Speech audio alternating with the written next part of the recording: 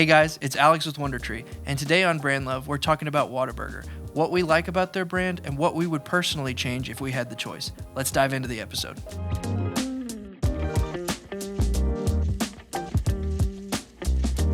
We all have a dream. Some of us want to win an Oscar, some of us want to hear the crowd chant our name, and some of us just want to own a home with a swimming pool or have enough money to retire someday. Harmon Dobson was a man with a dream. He wanted to make a better burger that took two hands to hold, and it tasted so good that when you took a bite, you would say, "What a burger." Over 70 years later, we can safely say he achieved that dream. If you live in Texas, Whataburger is an institution. There's something special about the orange and white A-frame buildings. Whether you're taking your family out for an affordable meal or swinging through the drive-thru on your way home from the bar, your local Whataburger is a beacon of hope and happiness. Whataburger is originally Texas-born and Texas-bred. I know that may not be the case anymore, but we can talk about that later. Whataburger was started by Harmon Dobson and Paul Burton in Corpus Christi, Texas in 1950. The original location was across the street from Del Mar College and sold burgers for 25 cents. Burton and Dobson had a dispute over raising the price of the burger from 25 cents to 30 cents and then eventually ended up going their separate ways. Burton kept the franchises in San Antonio while Dobson opened a location in Kingsville in 1953. Not many people know that Dobson had a love for flying airplanes, which is what inspired the striped A-frame design. And I know plenty of you are wondering, well, why orange and white? This is often used as hazard colors for pilots.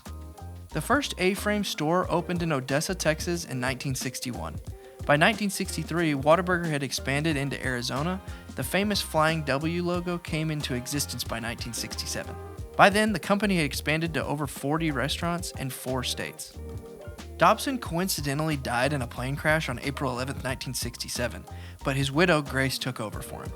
They opened their first drive-thru in 1971, their 100th store in 1972, and their 300th by 1980.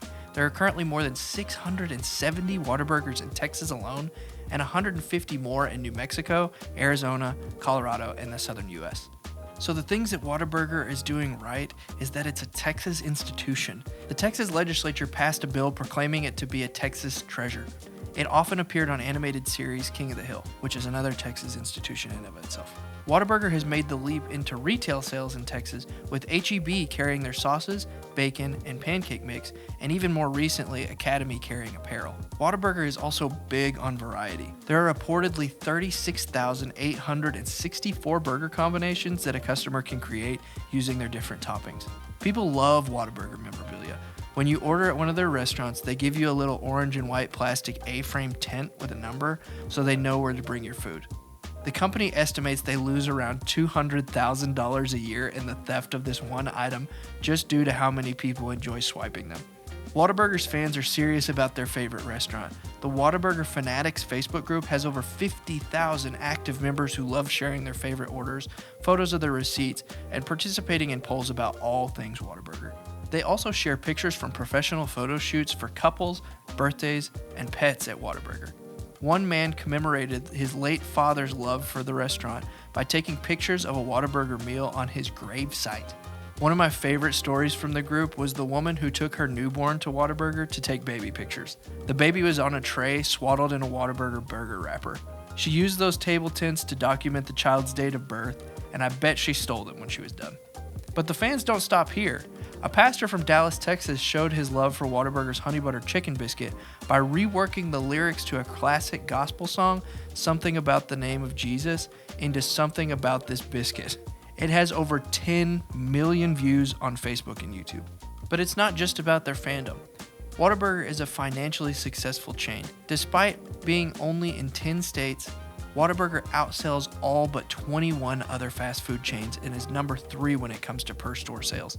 Each year, Whataburger serves about 17 million pounds of ketchup, 5 million pounds of onions, 11 million slices of cheese, and 580 million pickle slices. They crossed the $1 billion mark in sales in 2008.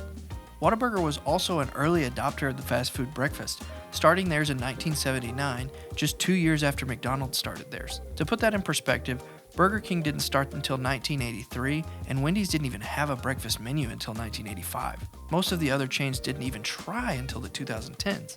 So I can admit, even being a big Whataburger fan, they do have their flaws. Not everybody's perfect.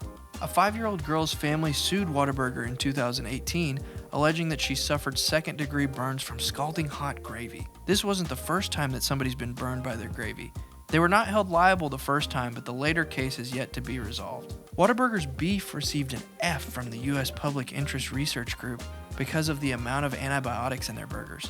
To be fair though, Carl's Jr., Five Guys, and McDonald's received the same score, so this may be more of an industry problem than anything that's specifically Whataburger's fault.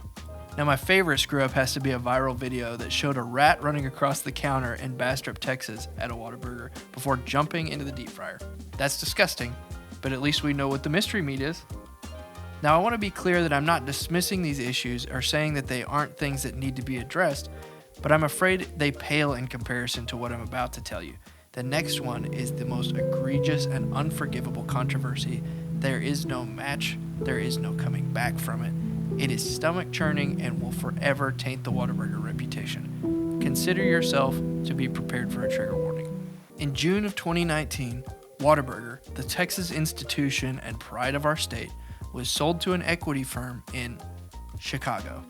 I don't know how good you are at geography, but Chicago is way too far north of Texas to have any part of Whataburger. Now, I'm not saying there's anything wrong with Illinois. I'm sure the people that live there love it because they've never been to Texas. But no matter what they think about their state, they shouldn't have a hand in Whataburger. There are hundreds of other burger chains that they could have purchased. Also, mayonnaise doesn't belong on Whataburger French fries. To their credit, the equity firm did promise not to change or interfere with the way things are run, but it's hard to spend our money knowing that our dollars are funneling back up to what might as well be Canada. I know, it's hard for me to shake that off, but I admit that I still love Whataburger.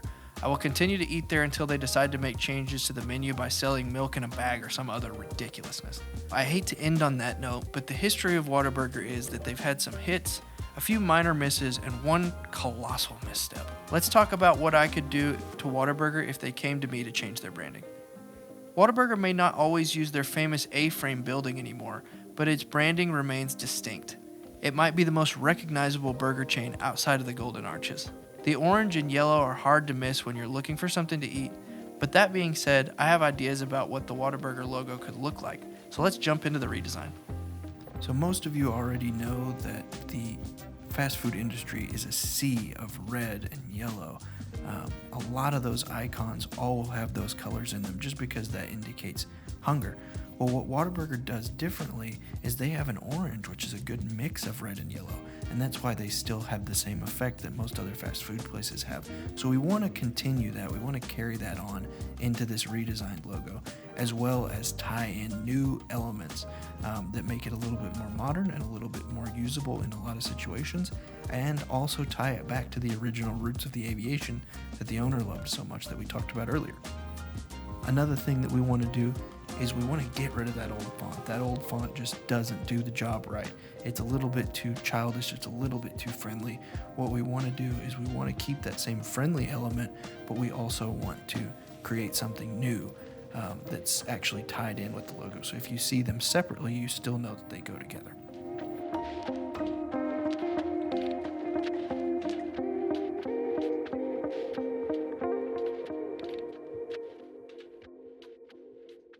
So thanks for joining me on this episode of Brandlove. If you like what you saw, make sure you hit the like and subscribe buttons. And if you want a kick-ass brand of your own, check out Wundertre.com, and we'll catch you in the next one.